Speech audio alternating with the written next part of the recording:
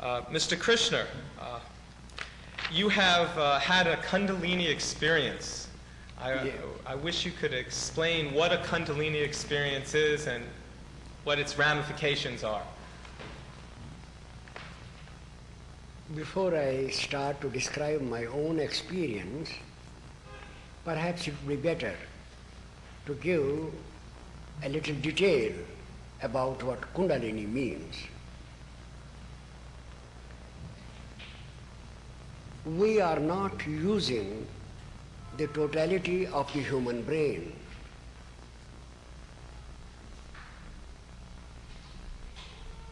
According to various estimates, most of us use only 10% of the brain, and according to some, only 8%.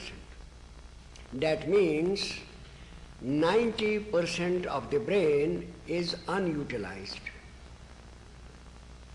That is, there is still a large margin in the brain which could be used for other purposes, and nature has provided it for certain purposes which are not yet known to science. According to the Indian tradition, there is a region in the brain below the crown and above the palate which is called Brahmarendra, or the cavity of Brahman.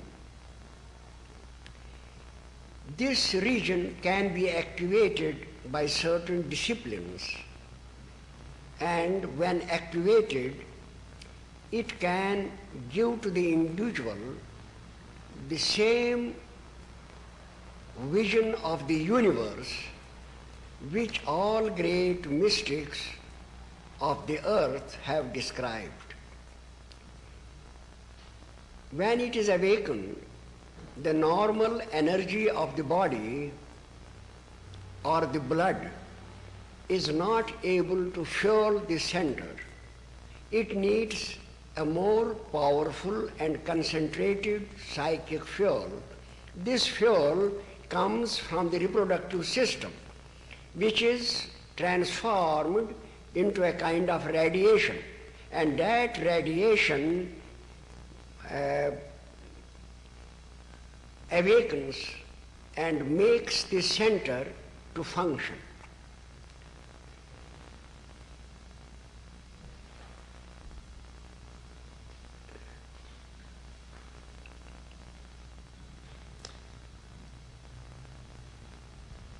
In my case, the awakening occurred at the age of 34 in 1937. I had been meditating for 70. You can keep on talking. Keep on, the camera's rolling. For 17 years, and then all of a sudden, during Christmas, while I was sitting cross-legged in a state of meditation, a strange thing happened. Something exploded in my brain, and a current of silvery light rising through my spine irradiated my whole brain, and I felt myself expanding in all directions. This expansion was so incredible, so amazing, that I thought that something unusual had happened in my interior. After this, I had 2 other experiences of the same kind after short intervals, and after that it ceased.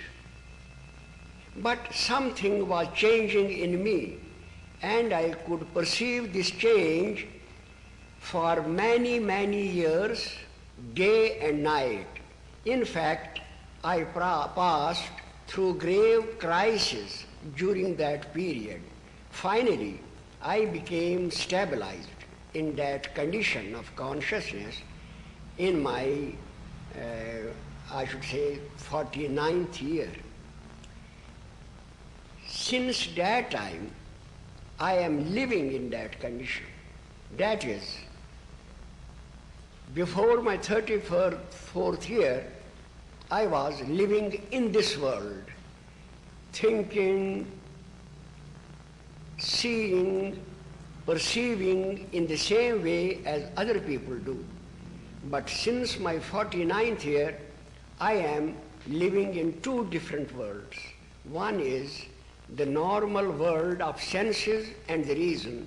The other is the world which is much higher, much more happy, and which is totally against, apart from anything that we can know of the earth. It is the world of consciousness.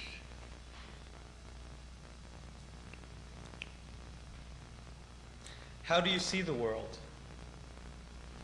In auras or lights? In the normal state, we see light and shade, colors, shape and size. Also, we hear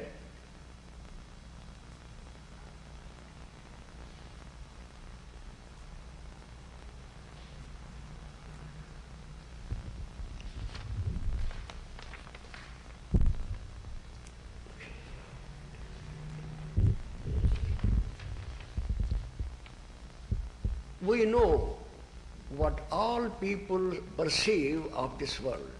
I can understand what you perceive of it. You can understand what I perceive of it. That is, this perception is uniform. Everyone has the same perception. But this other perception is different.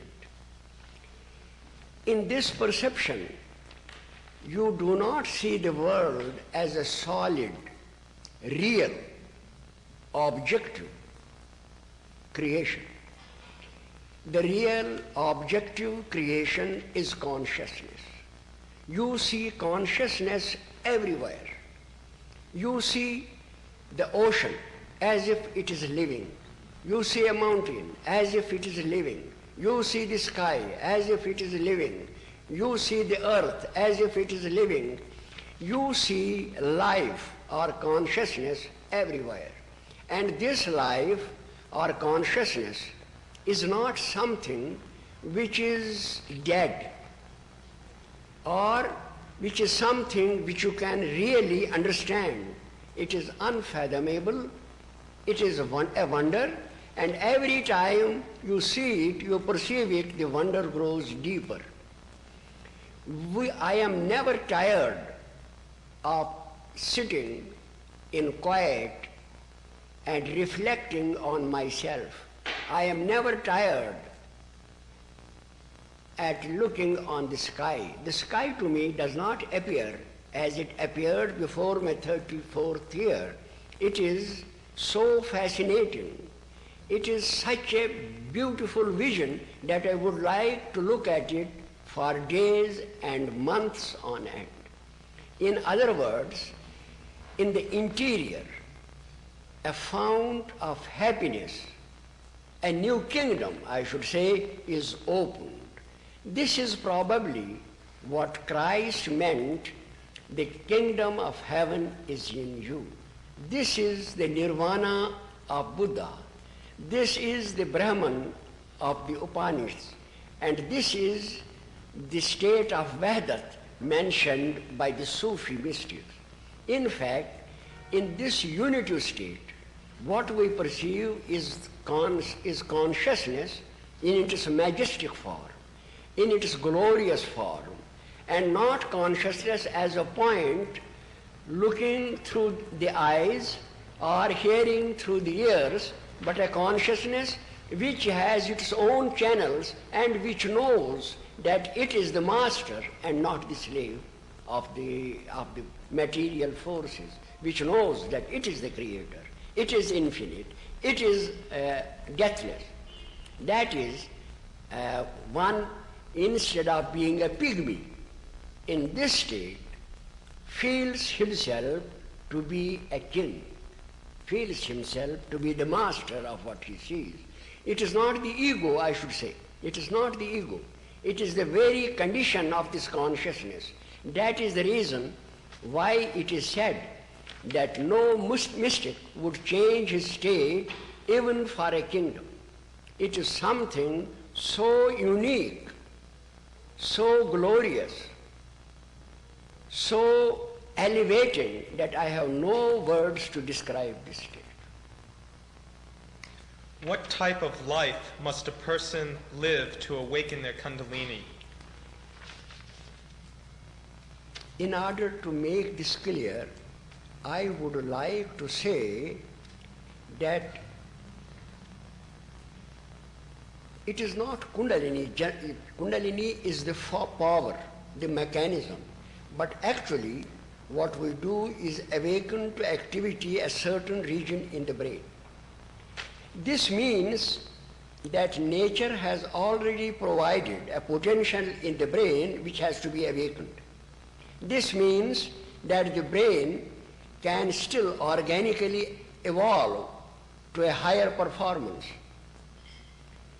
This is my experience, that the human brain is still organically evolving in the direction of the great mystics, in the same direction as the great geniuses and the great mystics had. Now, for this evolution, a certain type of life is necessary. For instance, throughout our life, this evolution is resistlessly going on, and we have to cooperate with it. Where we do not cooperate with the inner evolution, we create problems for ourselves.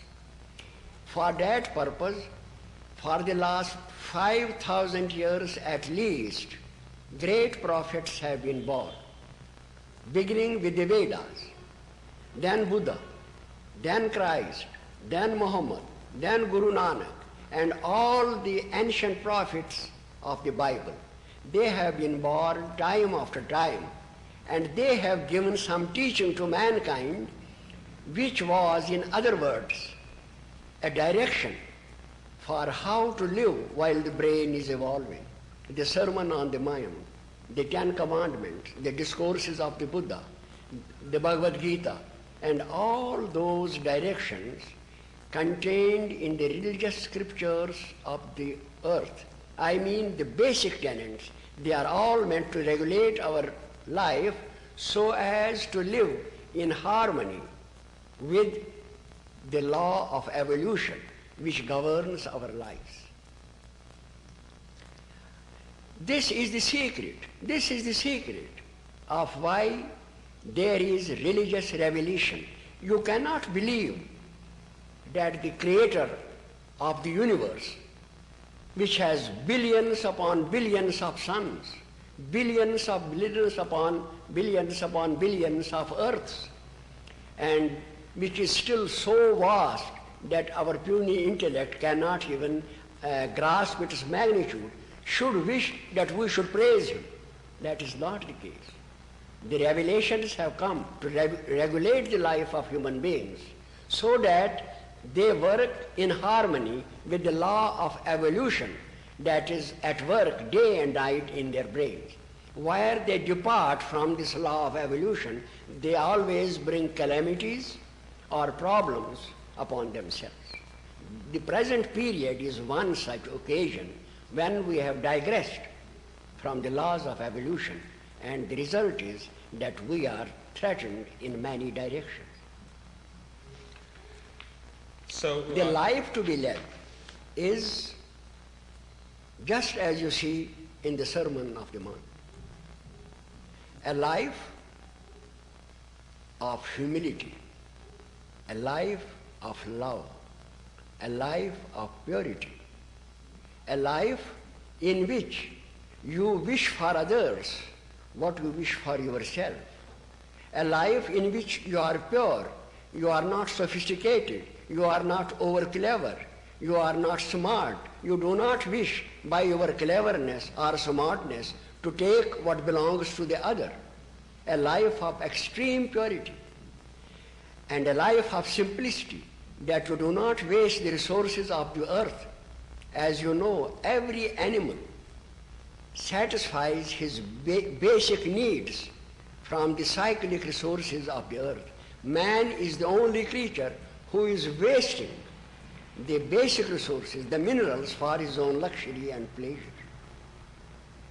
That is what the Sermon on the Mount is meant to teach, that humanity should live simple, beautiful, pure, compassionate lives. This is the type of life necessary for the awakening of Kundalini. And this is what all religions of the world... Every prophet, every great mystic, even every philosopher, for instance, see Socrates or Plato or Shankaracharya, you will find that this life of purity, compassion, love, service is the ideal life which mankind or which human beings have to live. Okay, there is no change in consciousness in birth or death. Could you explain that? Yeah. Here we come to metaphysics. Now it is like this. We see the sun rising in the morning and setting in the evening. Actually, is there any change in the sun?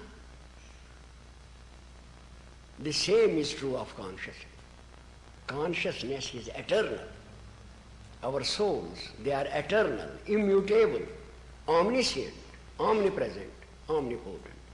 And our spark partakes of the same nature as the divine. So there can be no death for this, no change for this. The change occurs in our sheaths, mind, intellect, the senses, but not in the essence, the principle, which is consciousness. The more we use our mind, the greater our development of evolution takes place. This development of evolution without conscious spiritual awareness is the reason for the present situation. The human brain is evolving rapidly because from morning till evening we are applying our brain to some task. We are reading, we are looking through the newspapers, we are watching the television, we are reading some book, or we are working in the office. Most of the people are applying their brain throughout the day. This was not the case before. When people hunted or when they were tilling the soil, they had no need to apply their brain so concentratedly. We are now applying our brain in a very concentrated form from morning till night. In other words, we are concentrating, we are meditating, though on material objects. The result is a rapid state of evolution. With this rapid state of evolution, our way of life must change. But we have not changed it. On the other hand, we have made our living and our life more and more complex and intricate, so that all the day we are working and working and working to feed our belly, to live. We are giving no time to the mind, we are giving no time to the spirit, we are not giving any thought to it. The result is that there is a disproportionate evolution. We have developed a very powerful intellect, as is seen by the scientific discoveries that have been made and the change that has occurred in our life. But on the other hand, our spiritual and moral growth has been negligible. So what we have in modern times is a disproportionate human being, a giant of intellect on the one hand and a pygmy of moral or spiritual stature. This disproportion is at the base of the present threatening situation of the world. What can we do to remedy that? What we can do is to make a thorough research on all the revealed scriptures of mankind, on all the occult traditions of the past, and to make experiments on the brain. In fact, yoga was devised in India to make experiments on the brain. Yoga, the very word yoga means to yoke, to join the individual soul with the oversoul, with the divine consciousness. It is the very meaning. And yoga was devised after an experience of civilized life extending to over 2,000 years. The methods of yoga, from the very first, there are 8 steps, and the very first 2 steps are to lead the life as prescribed in the Sermon on the Mount. A life of love, of humility, of service, of regularity, of moderation. Nothing is denied. You have not to be an anchorite, you have not to be an ascetic, but you have to live like a human being with moderation, with temperance, not to imbibe poisons as we do. So it is this type of life which has to be led. But since the race, instead of living the life that is in conformity to the evolutionary processes, is leading the very opposite life, a life of luxury, life of prodigality, of wastage of the earth's resources, of pollution, creating a pollution around the planet. So nature's forces are now creating a situation in which either calamities occur which will change the direction of human life, or by their own sensible reaction they will change it themselves. Change has to occur in any case. And the research of this force is the most urgent task of our time. It is the most urgent. I have been saying it after observing my own state for at least 30 years. For 30 years I said nothing because I wanted to confirm that my experience was real experience and not a delusion, and that it is corroborated by ancient traditions. I made a study of those traditions and I found that my experience is in conformity to the ancient tradition. After that I wrote my first book. And now in my 80th year I solemnly say that this and this alone is the answer to modern Christians. The answer is like this because for the first time you know that the brain is evolving. At present science doesn't know it. There is complete darkness about it because you cannot see this evolution of the brain by external observation. You can then see only neurons and their connections. It has to be seen from internal observation by awakening this power. When this power is awakened, then you are able to observe the internal working of the brain, and that shows you that you are still awake, evolving. What do you propose? How do we investigate this? I think any sane government, any good government should first make research on the brain, the nervous system, the ancient religious traditions, the ancient occult tradition. After all, we have to understand that religion has been always a companion of man. We have evidence that man was religious even 200,000 years ago. The first relics found in Central Africa show that even those people were performing religious ritual.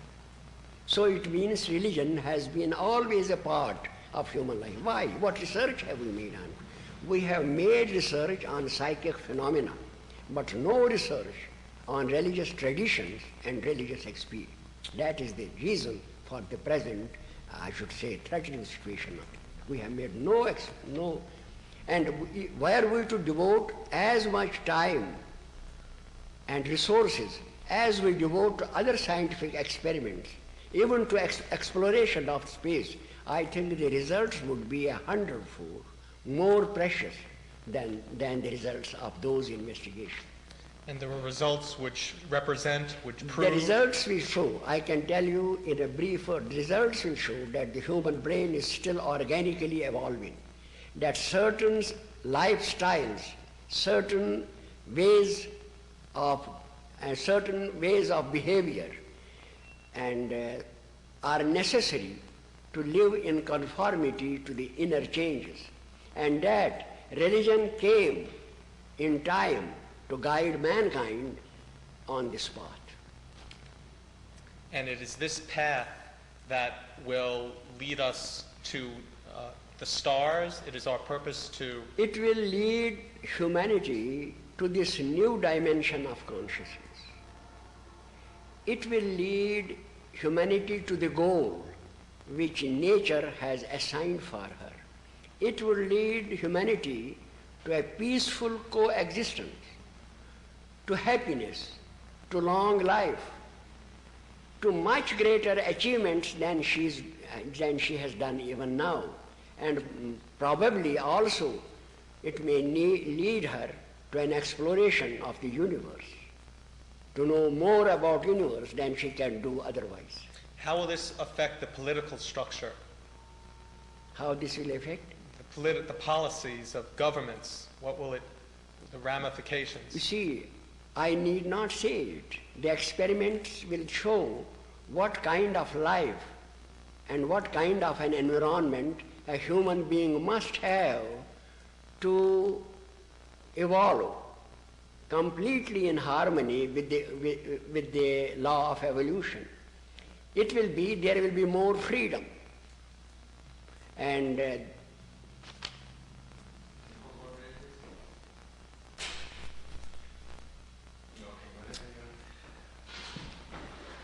I believe that things...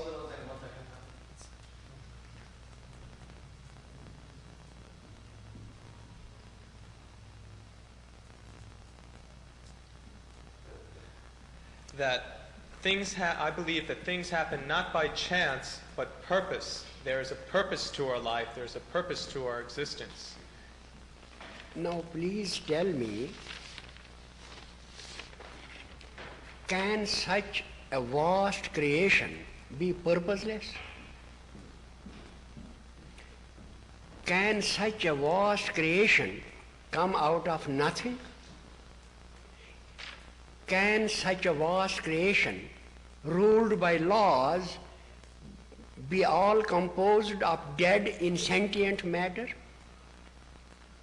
The very idea of being, of existence, comes from the mind. A rock or a mountain or an ocean has no idea of existence. Hence, existence comes from intelligence. The author of the universe must be intelligent. If we have an intelligent creator, it can never be that there is no purpose in all this universe. There must be a purpose. And if there is no purpose in creation, how have we come to have purpose in ourselves? We do everything with a purpose. How has this purpose come? If there is no purpose in creation, how do we act on purpose? So it means purpose, and plan is a part of consciousness. The very fact we build nuclear weapons is spiting nature's wrath. You've said that nature is very merciful, and nature will use the least amount of strength to put us back on the proper path. Can you elaborate on that, please?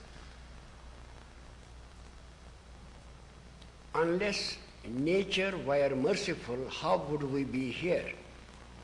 You see, this earth, inside the earth you have fire. It is a volcano inside, a burning inferno. And outside the earth,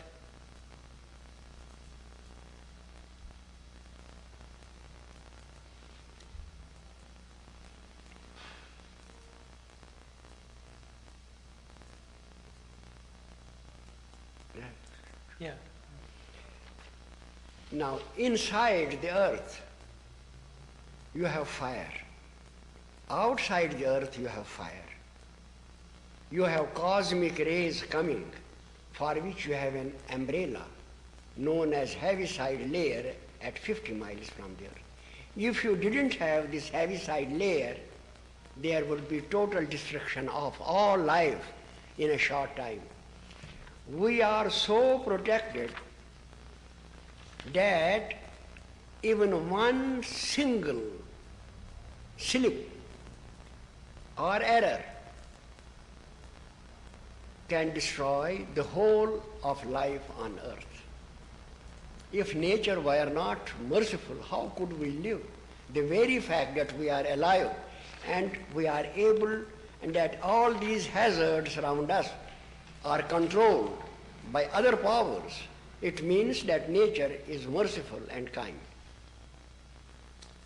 And that even though we are building nuclear weapons that is fighting nature, that nature will be merciful in our... It gives us chance after chance. Just as we overeat and go on overeating, many, many times nature forgives us. But when we indulge too much in this bad habit, then one day we have a severe pain in our digestive organs. Similarly, in other things, we have great reserves in our body which help us when we depart from laws of hygiene or laws of health. So the nature is very merciful in these things. But when we overdo a thing, then naturally disaster overtakes us. So we cannot blame nature but our own selves. We have an intelligence, we have reason, we have learning, but if having everything we ignore, then of course nature has no alternative except teaching us by suffering. For instance, 16 civilizations have perished so far.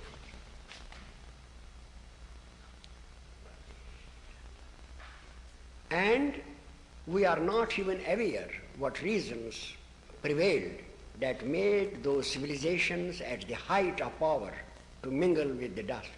The reason is that at every stage of progress, the life of man has to change. For instance, a child grows up. He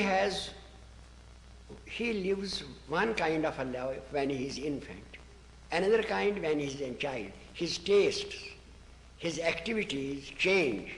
Then he has other tastes and activities when he is an adolescent, then further when he is an adult, then when he is mature, and last of all when he is old.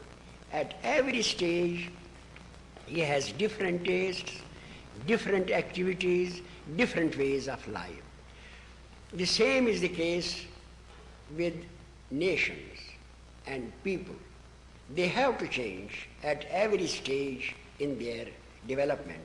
For instance, there were feudal systems. Before that, there were clans, tribes, or monarchy, but now we have democracy. So even the systems of our government are changing. Why? Because our brain is evolving. But when we stop living according to the laws of our evolution, we deteriorate and degenerate. This is also happening at present. So if a man wants to go into his room and hang himself, no one could stop them, and this is what we're doing by building nuclear weapons? Yeah. When we deviate from the path, we invite suffering and disaster for ourselves.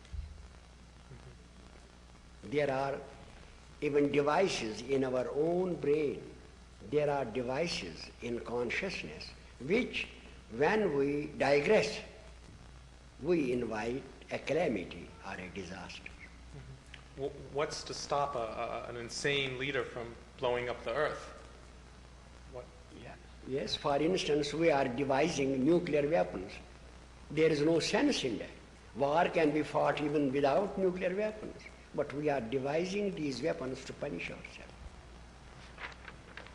So what is the hope? Where does the hope come from?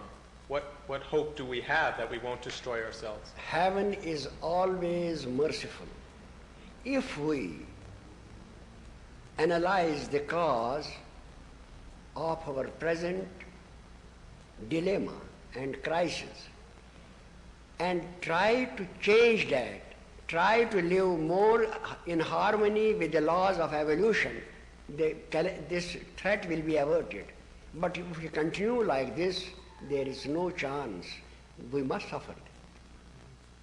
What would you tell the leaders of the world? What do the leaders of the world have to know today? The leaders of the world have to be convinced, and for that conviction, experiment is necessary. The analyzation of Kundalini energy, of Brain. The brain. Brain. We can keep the name aside. The brain, we have to show that the brain is evolving and that this evolution needs a certain kind of harmonious life. If this life is denied, then man degenerates and brings calamities upon himself. You have the Kundalini Research Foundation in Canada and Switzerland. I wonder if you can explain to the public what that is. And Yeah, what it can be started anywhere, and it would be good if it is started at many places. The United States also can provide a beautiful environment for this experiment. You propose taking 100 people and... For experiment, 100 people will be needed. But for running the organization, we can have any number. And these 100 people will live a life prescribed, and hopefully out of this 100... People who have a deep passion for spiritual matters and who are prepared to mold their lives in consonance with the spiritual laws would be more welcome in this organization. And out of the 100, maybe 4 people will have Yeah. Out of 100 to whom the disciplines are given, maybe 3 to 4 may show these symptoms after some time, which scientists can observe. These would be what would examples of this be? What? Examples of these 4 or 3. What would they react to? What would actually happen to them? What will happen is that the brain activity will be increased and its effect will be found all on the body. There will be metabolic processes which can be measured. There will be physiological changes which can be measured. And the effect of this will be on the world? They will convince the biologists that this change of the mind, this change of the brain has physiological symptoms. On the other side, this man, I mean those in whom these processes start, may bloom into a genius, may bloom into a mystic. So there will be both sides will be confirmed that it is the evolution of the brain that creates a mystic or a genius. And these are the same mystics and genius all throughout time. So we would study the past, Yeah? and we will try to create it in the future. That is what will be done. For the first time, we will study the religious and occult literature of the world with an aim to find how the brain evolves and what methods are needed to make it more active so that the evolutionary processes become faster and some results are obtained in a short time. So in effect, this will be the spearhead of a new race of human beings to prove that all human beings have this ability. It will be a spearhead of many things. It will be a spearhead of changes in the social and political system. It will be a spearhead of, for the first time, bringing to the notice of the race that there is a potential in every human being which is the most precious asset that he has and which can transform him into a mortal, into an immortal and eternal source of happiness. Is this what evolution has meant for humanity's destiny, and it is inevitable for this to take place? Beg pardon? Is this what evolution has meant for humanity? That humanity will evolve to a higher state of consciousness eventually? Man has come for this purpose. Otherwise, please consider it for a moment. One whole planet, the earth, and all its kingdom, mineral, animal, and everything is placed at his disposal. Why? Because man has to attain to other states of consciousness for which all these resources are needed by him. Otherwise, if it is a planned creation, it would be useless to put all this at his disposal if he has nothing to do, only to live like animals. It is because he has to reach to higher dimensions of consciousness that all this earth and all its resources have been placed at his disposal, and he has been granted an intelligence to make the best use of. Strong love from birth, a strong mother and father, a strong loving environment, a strong culture will help develop this? The attributes I can't say strong, but I can say that a more harmonious, more peaceful, more happy, more contented humanity will come out of this. And then in every generation there will be some people who have reached the higher dimension. They will be the rulers, political leaders, scientists and educationists. They will guide the race to rise higher and higher and higher. And we don't have a spiritual leader of that magnitude today.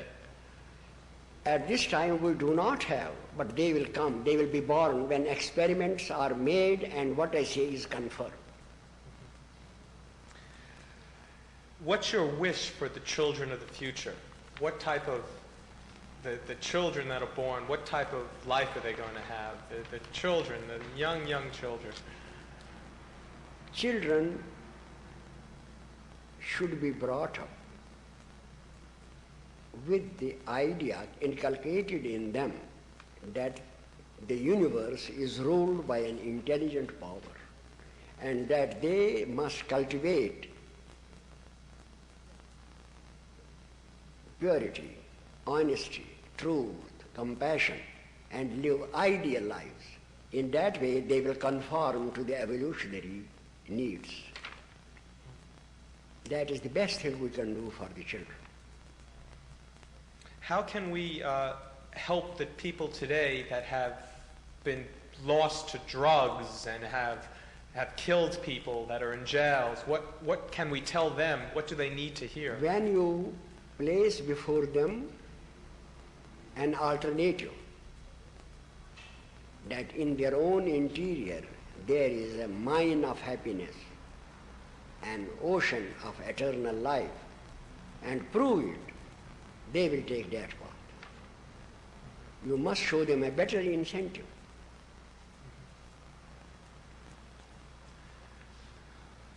What do we need to evolve? What do we physically need? A moderate food, lifestyle, inputs. I mean, how can we affect our evolutionary process to the best possibility? We need healthy food, simple dress, a clean shelter and a hygienic shelter, a wholesome occupation, education for our children, to have the highest happiness on the earth. Happiness comes from the mind, not from the body. A man may have all the luxuries, but his mind might be depressed. He will never be happy. It is the mind that gives us. A peasant, a poor farmer, eating just a bread with a little salt, sometimes has a better appetite and eats it with more relish than a rich man or a man who is living in luxury eats his fruits and all his delicious fruits. Nature is very, very wise in this. I have seen people living hardy lives who eat with such an appetite simple foods that one likes, that one would eat with them. Is the biological basis of schizophrenic, manic depression, and genius and Kundalini spiritual awareness They are interrelated. Elaborate, please. You see, if we do not live a disciplined life, then the awakening of the center can be unhealthy. We know that many of the geniuses, perhaps most of them, have been mentally unhealthy, had one mental disorder or the other. This is due to the fact that they did not know how they had to live. Similarly, we have in schizophrenia many people who think they are poets, some who think they are spiritual geniuses, some who think they are in touch with God. That means a distorted vision of the same power. It means that their Kundalini, if that's the right word, is off balance, isn't being treated. It means that the system is not pure and that the energy is not working in a healthy way. It means that. Do you feel that there are other life forms beyond our life secular existence? Are there in the universe? There can be, in the universe, there can be different species of life, more intelligent than we are. It is a vast place and there can be thousands of species, different and more intelligent than we. Do you believe they have ever visited the earth or made contacts or are psychically in contact with I think we should first make the experiments. Before we... Yeah, and then we can ourselves understand where the experiment will lead. Mm-hmm. I don't wish to say anything which I cannot substantiate by proof. So I am sticking to this, that we should first see that the brain is evolving, which I have personally experienced, and that mystical experience is possible with these experiments, that genius is also a part of this energy. These three things are so important that our whole attention should be directed to proving this first. Mm-hmm. And the black magic, occult foolishness is just that. It serves at no this purpose. time, we need not go beyond this. Let us first prove the first steps. Mm-hmm. Then there will be others who will be initiated, who will know these things. We can then see what they will do. Because at our state of consciousness, we can't even comprehend what that might be.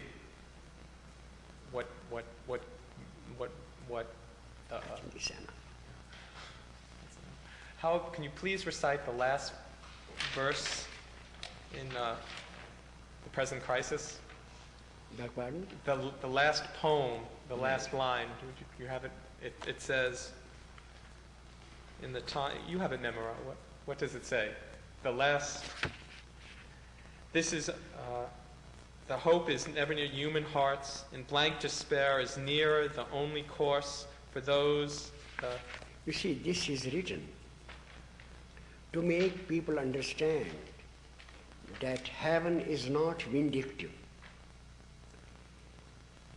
that heaven is compassionate and merciful, and that if we continue to transgress,